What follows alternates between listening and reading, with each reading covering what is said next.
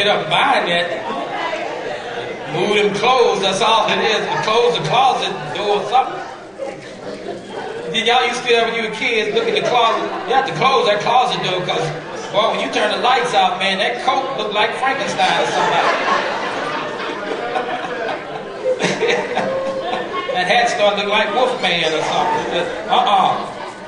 Shoot. Get up, bind the devil. Some of y'all got these spirits walking around your house. These devils walking around your house. You better bind the devil. Come through the television set because they got them in the television exactly the way they look. Somebody has seen this stuff. Y'all hear me? Somebody has seen this stuff.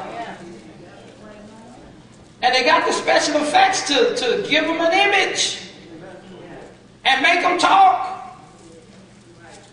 And we watch them. And our children, we let our children watch Satyrs on television, talking to them. Okay, have you found 2 Chronicles 11? Did I say 11? 2 Chronicles 11. Let's look at verse 13. 2 Chronicles 11 and 13. And from all the territories of the priests and the Levites who were in all Israel took their stand with him. Okay, now there were two kings at this time. There was Jeroboam and Rehoboam.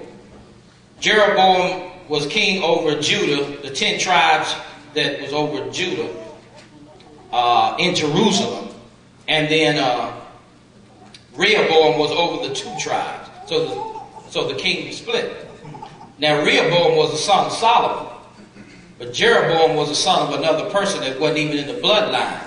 And so this shows you what happened. Verse number 14. For the Levites left their common lands. They had to leave the lands that were supposed to be dedicated for the Levites for the rest of their lives. And the rest of the time that the system of the Levites and the priesthood was established. For the Levites left their common lands and their possessions and came to Judah and Jerusalem, for Jeroboam, King Jeroboam, and his sons had rejected them from serving as priests to Yahweh.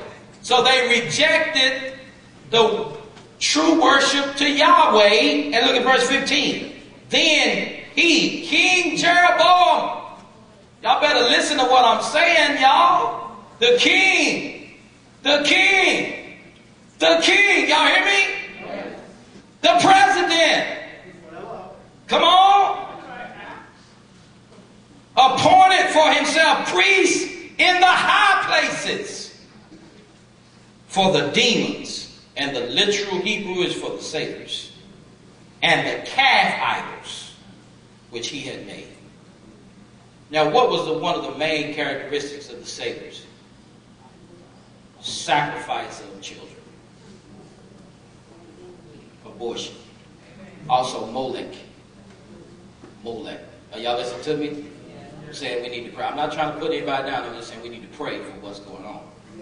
When you sign the Freedom of Choice Act, just arbitrarily give all women a right to an abortion and a right to a late-term abortion, and what is the other one that's called the partial birth abortion?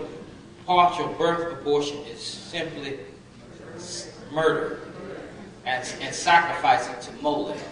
You remember when the Bible talks about letting your children pass through the fire? You know what that was talking about? They had a metal idol of Molech. And they would put fire around the base of the idol and heat it up. And heat it up so hot. And it would stand there with its arms like this. And it would get red hot. The whole idol. Then they would take their babies and put their babies in its hand. In its arms. And the babies would be completely burnt to a crisp in the arms of Molech. There are solutions that do the same thing in abortion. But y'all listen to what I'm saying, that burn babies where you can't even recognize it as a human. But y'all listen to what I'm saying. That's sacrificing to Molech. That's the worship of satyrs in ignorance. And you know what? All of it ain't ignorance. All of it is not in ignorance. Okay. Notice he said, then he appointed for himself priests for the high places. What are high places? Places of pagan worship, like Caesarea Philippi. The region of Caesarea Philippi was a high place.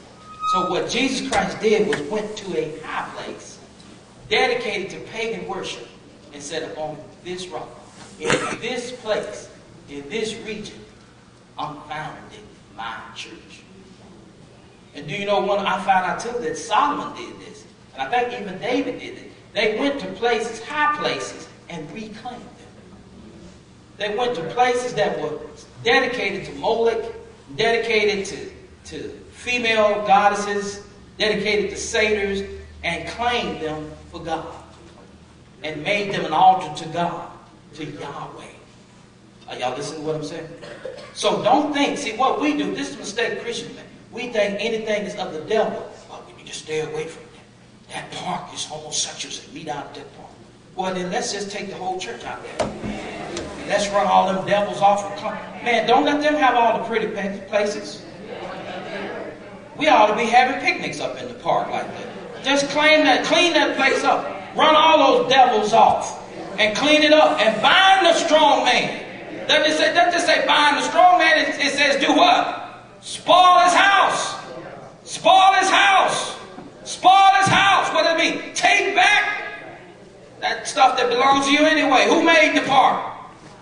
Did not our Father make the park? Who is God? Our Father. Who are we? His children. His sons. His daughters. So who owns the park? We do. Who owns the mountain? We do. Who owns the woods? We do. Who owns the forest? We do. Who owns the tree? We do. Right? So let's take it back. Go up in there and take it back. Run off the devil. Run those satyrs out of there. I'm talking about doing it as a church. I'm not talking about y'all. Don't go up there, sisters, no individual now. Go up there by yourself at night, Friday night. But you drive up there, Rum Village. Go up there by yourself, walking up in there like you bad. You know what I mean? Walk up in there. I speak to all you satyrs. I bind you satyrs in the name of...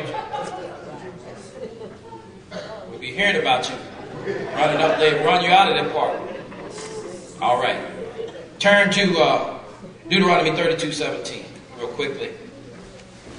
Deuteronomy 32:17. And these are just, this is talking about demons generally. But these are the 4 times that the Bible uses the word devils. The King James says devils, devils. I mean, no, the devils, demons, same thing. Unclean spirits. Deuteronomy 32:17. Devils, demons, unclean spirits, familiar spirits. They different classifications. But how many know it's important to have some kind of understanding of the different classifications of demons? So you know what you're dealing with. Do you know there are some demons that if you don't call them by name, they won't leave? Do you know that some demons you got to discern what demon it is? There was one time we were dealing with a sister that had a demon. She was half Native American. She's half black, half Native American. And when she was a little child, this is when we found out later after we got her delivered, she had danced around the fire on an Indian reservation, Native American reservation. And this evil spirit got in her, came into her through ignorance. She's dancing around the fire with her mother. You know, you be thinking it's just innocent. Well, it depends on what they were saying. We don't know what they're saying. In some cases, we don't. I'm not saying just because they're saying, they got feathers, but we don't know what that represents. That might be the eagle god. That might be the eagle demon. These were goat demons. It may be an eagle demon. They call them eagle spirits, bear spirits. It may be a big... in fact, I heard one man, y'all read the book or heard the tape, 23 Minutes in Hell? Y'all ever read the testimony? Go get it. It's at the bookstore. It's called 23 Minutes in Hell. This white guy out of California, he wasn't even a preacher. Spent 23 minutes in hell. He said the demons, some of them look like mutilated bears. Could there be a bear spirit, a bear demon, the eagle demon? And in ignorance, some people, Africans, Native Americans, Europeans, you know, like that spirit. One brother saw a spirit, he saw the spirit of greed. And the spirit of greed wasn't no mutilated bear, wasn't no satyr. He said it looked like a white guy with a briefcase and green eyes. That's what he said.